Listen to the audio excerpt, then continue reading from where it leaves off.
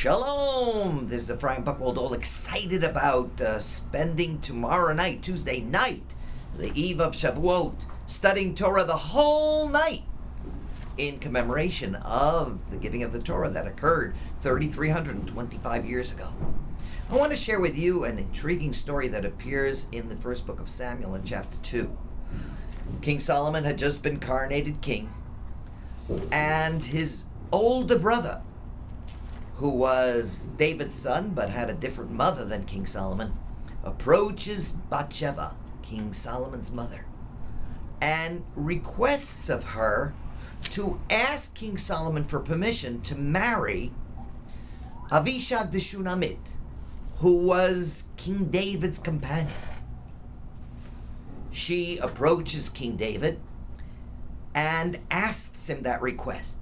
But the Bible states that Bathsheba came into King Solomon to speak of him concerning Adoniah, and the king rose to meet her and bowed down to her. He then sat her on the throne and placed her in a chair for the king's mother of royalty, and she sat at his right. Well, the story continues that King Solomon was not very happy with that request because he saw it as a way of undermining his own kingship, and that Adoniah was trying to become king in his stead by marrying his father's companion. And he has Adoniah terminated. But that's not what we're talking about. I want to talk about this royal throne that the king's mother sat on. So the rabbis in the Talmud say, well, if it's referring to Bathsheba, then it would say the royal throne for Bathsheba, but it doesn't say that. It says the throne for the mother of royalty. And the rabbis say it's not Bathsheba.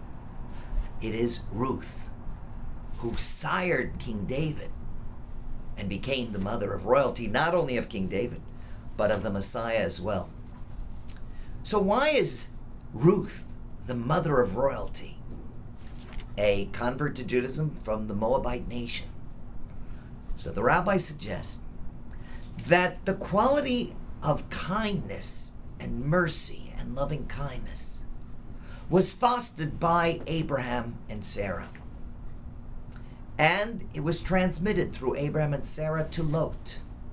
Lot, of course, was saved from Sodom, the destruction of Sodom, with his two daughters. And they got him drunk because they thought that the world had ended and had a child. Each had a child with Lot. One was Ammon and one was Moab. So the nation of Moab came through Abraham, and a spark of loving kindness was transmitted through Moab, the nation of Moab. But it was lost. And it was lost for 700 years.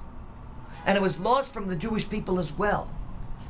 The ultimate value of loving kindness was lost from the Jewish people until it was reintroduced by Ruth, the mother of royalty.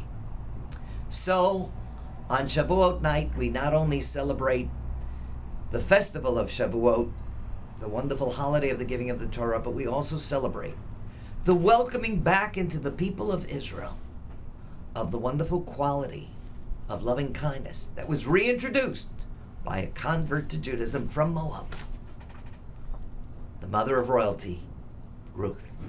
May you be blessed. Chag Sameach. Have a happy Shavuot.